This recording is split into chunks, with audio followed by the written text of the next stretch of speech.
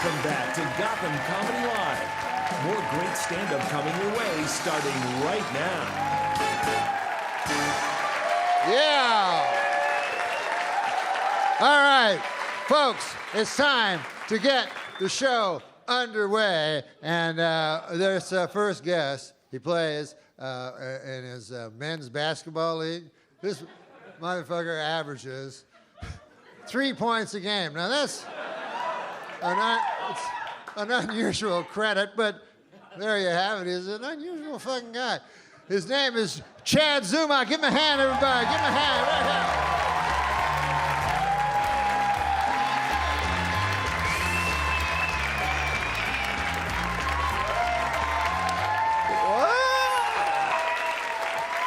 How about a hand for my opener?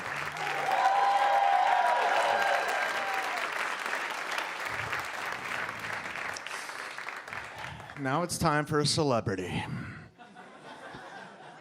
Good to be here, man. Wow, this is awesome. New York, having a great time. Just tell you a little bit about me. Everyone thinks I'm really immature and I need to grow up. And I still feel like a little kid. Not much changes if you think about it. Like when I was a kid, I was afraid of cooties and the boogeyman. Now that I'm older, I'm afraid of herpes and the police. Same thing, you know. I still play hide and seek. Except now I'm playing with bill collectors, you know what I'm saying? I'm like, count to 100, come find me, Visa. All right. I've been fired 34 times. Yeah, you've been fired 34 times. You got no references.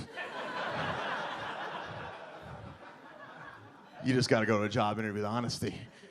You ever do that? You ever go to a job interview just been honest? I've done it. I went to a job interview and I was like, just want to let you know I've been fired 34 times.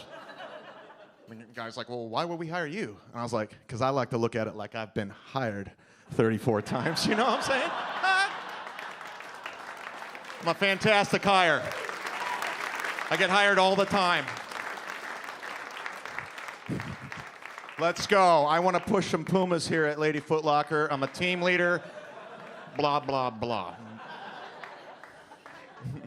I hate when people try to tell you what you should do with your life. I got a buddy named Mike. He's always like, hey, Chad, you got a good personality. You should go into sales. I'm always like, hey, Mike, you're really good telling people what to do. You should be a Jehovah's Witness. You know what I'm saying? We got some Jehovah's Witnesses here. I want in. Sign me up. These holidays are expensive. You know what I'm saying? I'm on a budget. I'm saving my money. I'm frugal. I'll go to a strip club. I'll make it rain with Dunkin' Donuts punch cards. That's how I roll. You know what I'm saying? Ain't trying to move to Miami or the San Francisco Bay because I'm balling in Cleveland making $35K. All right. I didn't want to do stand-up comedy. I wanted to go to the NBA. I still think I can do it. That's how delusional I am. If you still think you could go to the NBA at my age, you're a delusional moron, or you're trying to show off you have health insurance. Like, I play pickup basketball every day, and I try. Why? There's never gonna be a situation where an NBA scout comes walking into the YMCA going, holy shit! What do we got here? No, not that 7-foot black guy who dunked on 3 people. I'm talking about the 5'9" white guy over there who's bent over hyperventilating and turned the ball over 23 times. Let's sign that guy up to the Mavericks to run point guard. That dream died. You ever had a dream that died? Mine died 3 weeks ago. I was on the hardwood. I don't know if you've been on the hardwood lately, but it's serious. I was guarding somebody, right? They pulled up on me, scored, and they looked me in the eye. I swear to God, they were like, suck it, bitch. I'm like, we're in a church league? I don't think that's an appropriate way to speak, Father. Classic joke writing. Thanks, Judy Carter.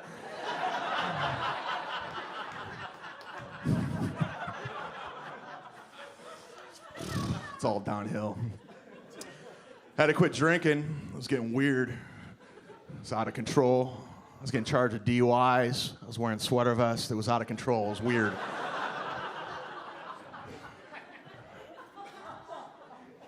I got charged with a very public DUI 4 years ago back where I'm from. And then, I don't know if you've ever been charged with a DUI, but a lot of thoughts go through your mind. And I swear to God, the first thought that went through my mind is I was jealous of Justin Bieber. Stay with me. The Biebs, I don't know if you remember this, got charged with the DUI. He was drag racing in Miami in a Lamborghini with a supermodel. And he was smiling in his mugshot. I think I'd be smiling too in my mugshot if that was my life. That sounds awesome. I got charged with the DUI doing 10 miles per hour in Cleveland, Ohio, in a Chevy Cruze with an Arby's beef and cheddar. Frowny face mugshot. Even though I don't drink, I think everybody should drink as much as they possibly can at least one moment in their life. Take it to the limit. Could save your life. Yeah. I have nothing to back that up with, but I have a story. 4.5 years ago, I drank as much as I possibly could, and I was at a strip club. I was in the woman's restroom. I was making out with a naked woman who did not work there. I'm pretty sure that's loitering. I don't know what it is. It's bad business, I'll tell you that right now. That's like if you go to a Quiznos and there's a guy in a Subway uniform giving away $5 footlongs in the bathroom. It's bad business.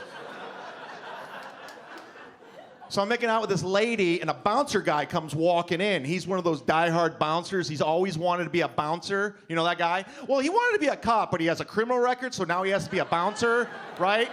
Right, shaved head, goatee, kind of looks like he's Stone Cold Steve Austin, but he's 5'7", big muscle, small penis, probably a racist. I don't know. So he walks in, he sees me, he's like, "Hey, pal, you're not supposed to be in here." And I'm drunk, and I'm like, "Sorry, man, my bad, I didn't know." And he's like, "What's your name?" And I'm like, "ChadZumock," like that's gonna do something.